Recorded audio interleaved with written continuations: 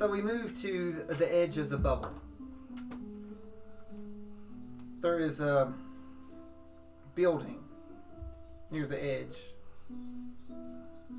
You could almost throw a rock towards the bubble. Some say this building is here to tempt those that are inside of it and let them know that what they do is for both sides of the bubble. It's so close to see the bigger world and even walk out on their own. And even over time, there are those that felt like they needed to go out on their own, and we've never seen them again. But those are few and far between, as those people without conviction gave in to pride. So saith those inside the temple.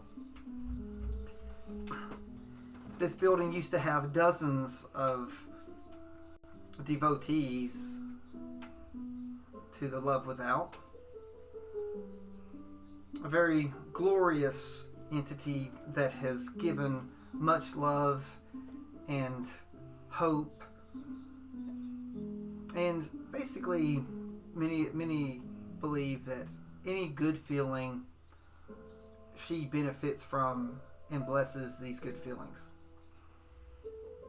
There are many that believe that if you do not have these good feelings, that you have forsaken her, and she waits with her arms wide, hoping that you will let the good feelings back in. There are many that believe, though, that this is a lie, and that it's all just platitudes, and you make your own happiness, and you do a lot for yourself. But that inside these walls comes about, and they say that is just envy of what we have and that we know is the truth, and the truth is nothing to be envied, but accepted. Today is a special day. There's no one outside of this great hall and building that they have trained for generations. The knights and the plebs of the love without. But the question is, without what? And we sit and we're inside of this great meeting hall.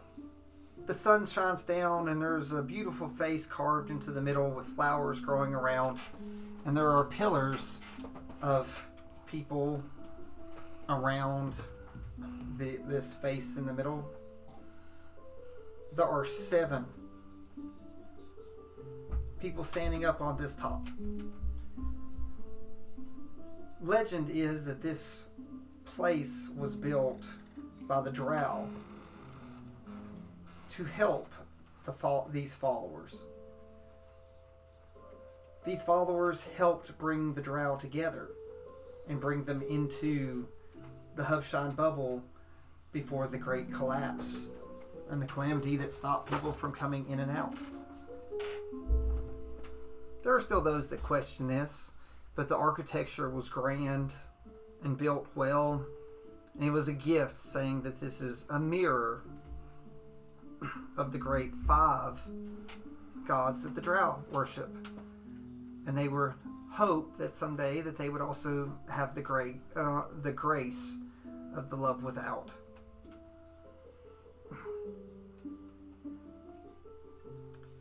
So we sit today as 3 people walk into this room with the 7 looking down. Each of the 7 has a different symbol upon their chest that represents one of the major the ideas of, some would call, the lady. In the center, that is actually ground level with the 3 that walked in, is the head priestess of the love without. Sometimes they snicker and call her, the lustless. Because she lusts for nothing. And she wants for nothing. She wishes for nothing other than the happiness of others and the happiness of the order. These three plebs, as we'll call them, know this person well. Her name is Luxoria.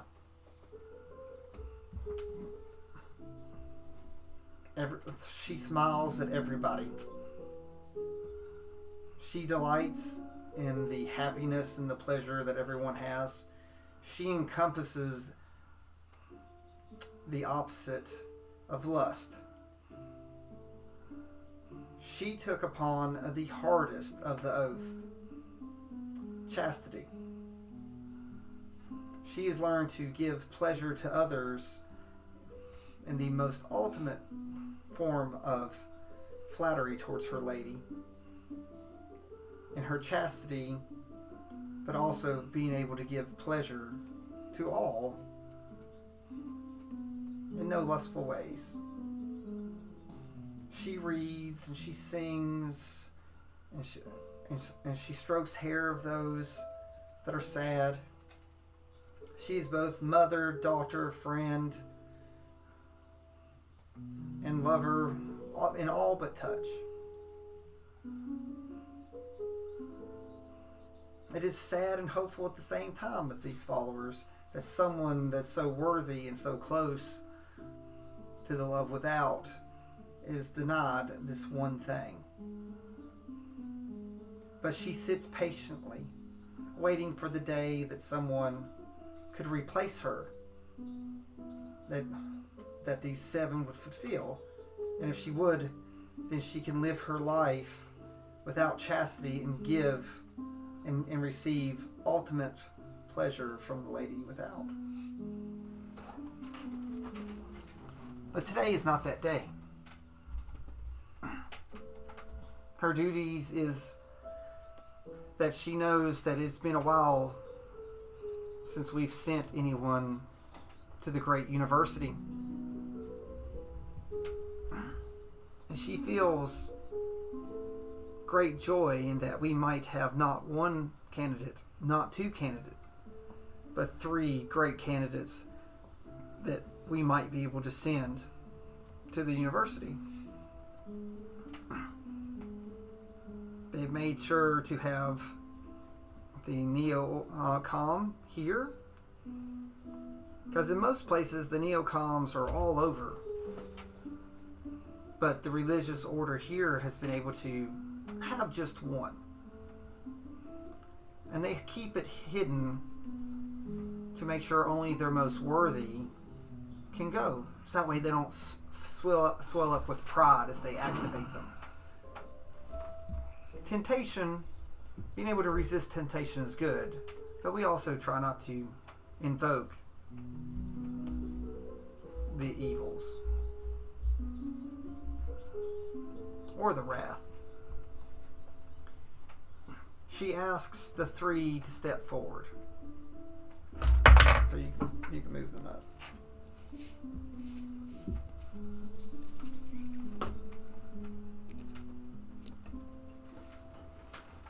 She says, "Welcome, you three. Welcome, John. Welcome, Vaughn. And welcome, Dawn. I have very much enjoyed following you all from youth to now. Some of you all have only been here a little while. Some of you all have been here many ages. But over the last 10 years since the last expedition, we have had very few people actually qualified to go to the university. I feel today is the day that our drought ends, because it has been 5 long years since we've had anyone be able to muster and pull enough arcane to hit the level of the qualification of the school. Bruh. So today, the first question I ask is, with which path do you wish to partake in trying to get your final power? Do you wish to take an oath? Please step to your right. Do you wish to form a pact? Please step to your left.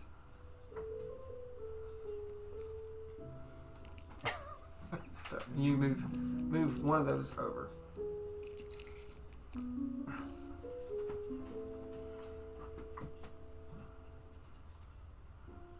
She goes, Vaughn, why do you not take a left or right?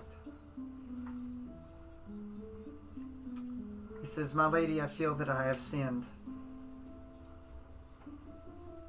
because I have envy in my heart. I have envied the seven. Every day I've wished that I could be like you and journey towards you, and that has been my goal for too long. And whenever I was called upon this, I realized that is not my call, is to become you and replace you all. That is just pridefulness and envy. It should happen naturally by deeds and bounds and doing what we feel leads us to that path, but not setting that path before us.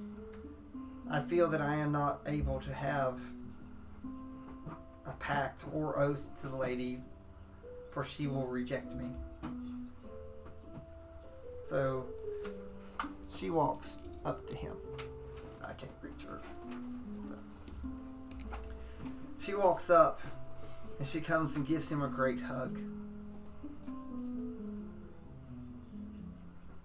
She says, only by knowing our weaknesses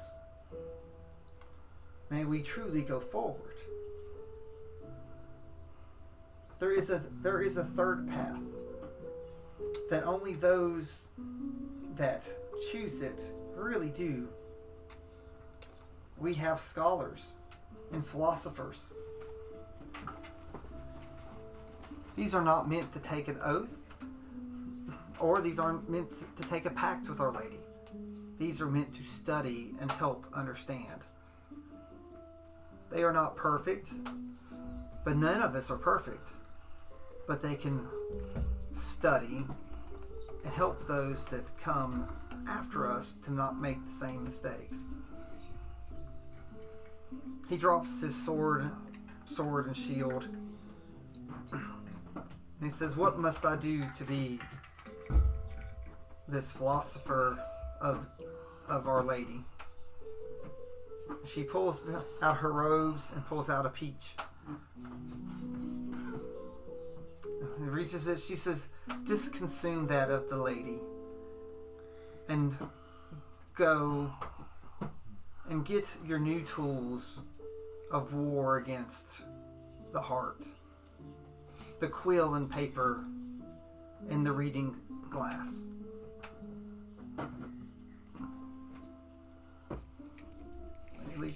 Yep. After he ate the peach. After me. So, yeah. So she steps back. So at this point, she says, both of you have chosen a different path. A pact, who wishes to have the lady tell you what to do, and an oath to serve the lady's wishes on your own accord. Both of you are given a choice, which is the oath that you wish to uphold and those you wish to be the destruction of. So John, which two do you wish to form a pact with the lady that you will work for? John looks and says, I wish to be a champion of patience.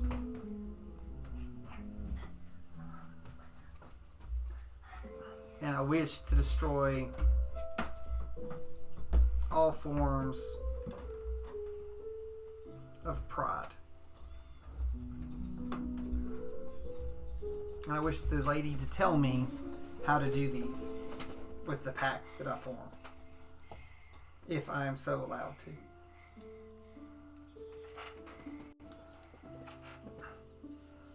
The lady says very, and let's see, how do I say her name? Alexia. I think that's right. Alexia looks and says, Dawn, what two things do you wish to dedicate your oath to?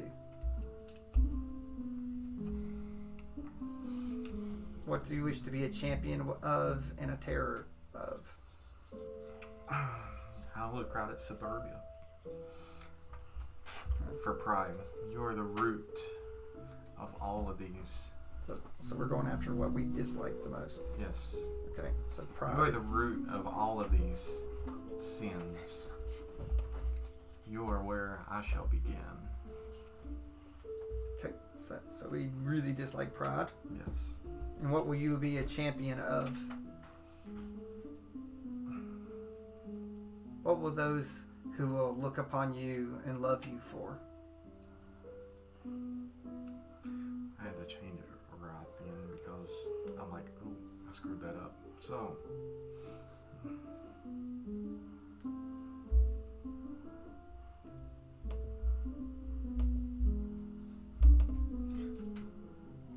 I'll look at Ira. Wrath is horrible. So I shall be a champion of patience. So patience. Patience. So that is a hard one.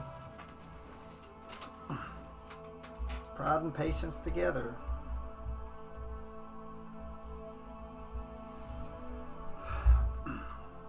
This is the time that you must swear an oath. So of these two things. Sorry. So what? Say, give your best oath with these two things. Wow. I made Andrew do this too. I know, a little heads up on this. I didn't give Andrew a heads up either. I wanted to come through. It's not like it's a written thing. It's just.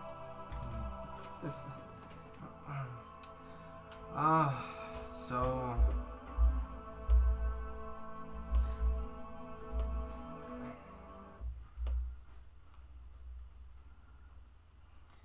Suburbia, I vow to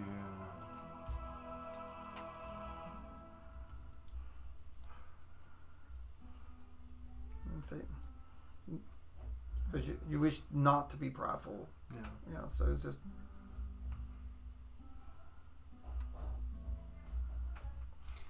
vow to show humility to all that consider themselves above.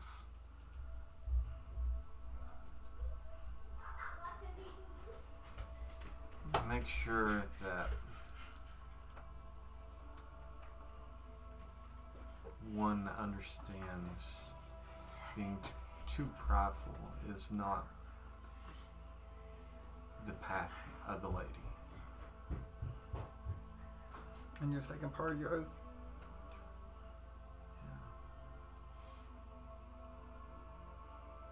Yeah. Ira, patience is definitely a virtue. I find it hard to be patient. But this is a new age. Patience needs to... We need to have more of it for all of the people here and in the past. So to give one a chance to correct their wrongs, right their ways, I shall patiently teach them the way. the correct way. And then if they still continue to go down the path of pride, they shall know what the blade feels like. Well, the lady looks and says, for 150 years, almost, there's been patience in the school. There are those that have become impatient, hoping for results. Every year the school gets less and less. Every year we have less and less that come and worship because they do not have the patience, or they've become too prideful in thinking that this modern city that's over the horizon has the answers to everything. Do not be tempted or swayed by things that are easy, because just because it looks shiny at the top doesn't mean that the inside is sweet. So do not lust after the things in the city that can change you, because it's a hard road. There are grumblings that there are few applicants at the school, both of you. Before I put this out, I hope that it lights up for both of you, because the school needs students. It's not out of pride or anything like that. It's just out of what is needed. So both of you step up. Yep, so both can step up.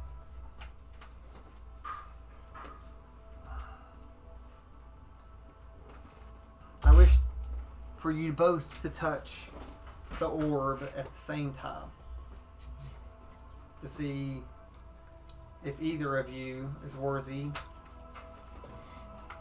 I'll lay my hand on it. Lift it. So you both lay on the same time. The orb does glow. So the lady before you smiles. She says at least one of you will go.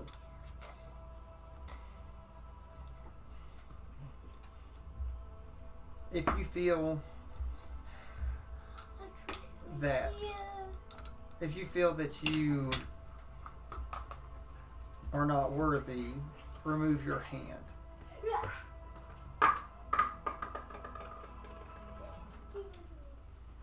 Neither pull their hand off.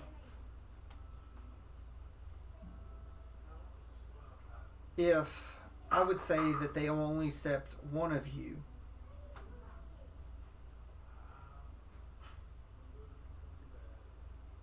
remove your hand if you feel the other is more worthy.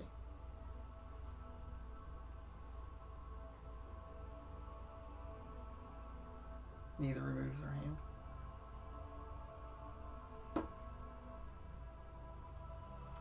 If I say that you may go if you strike down the other,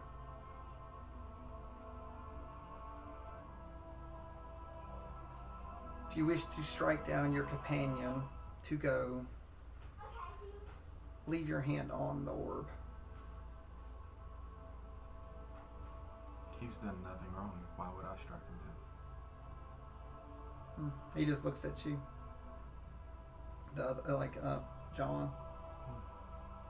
Do you take your hand off the orb? No, say that one more time. Leave your hand on the orb if you intend to strike down your opponent to go. If I intend to strike him down? So take your hand off if you won't strike down the other to go. And there's no reason to strike him down, so I'll take my hand off. The orb stops glowing. So John did not take his hand off. So John has succumbed to wrath.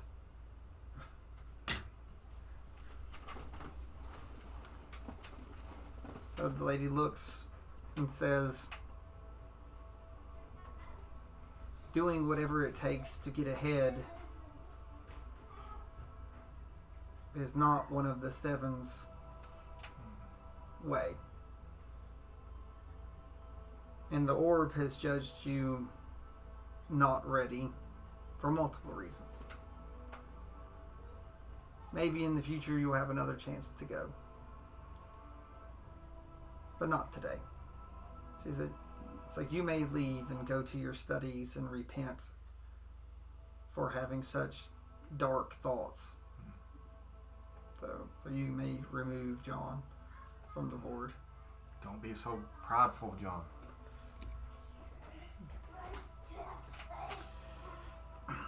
So, we have one last thing to do. It is called the Walk of Penitence. Say, I have one thing to give you, and you must walk to town. And here's the directions to the school. And she brings out a bag and puts it beside you. Is we believe that we've packed what you feel that you would need for the journey.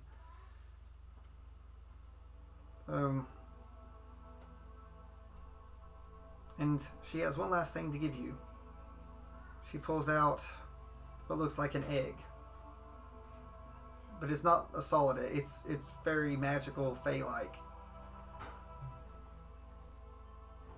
What may this be, Elixir? So she hands it to you and she says, protect it. And when the time is right, it will protect you. So she moves out of the way.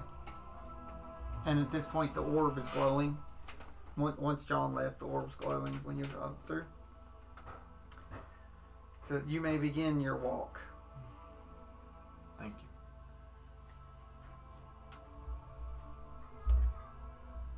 And as soon as you start walking, like I said, there's a road to Upshine. So, I didn't ask. Have you ever been to Upshine, or like the actual city part? Not been in the city. I Yeah, know so where you it's just at. so you've seen it. So okay.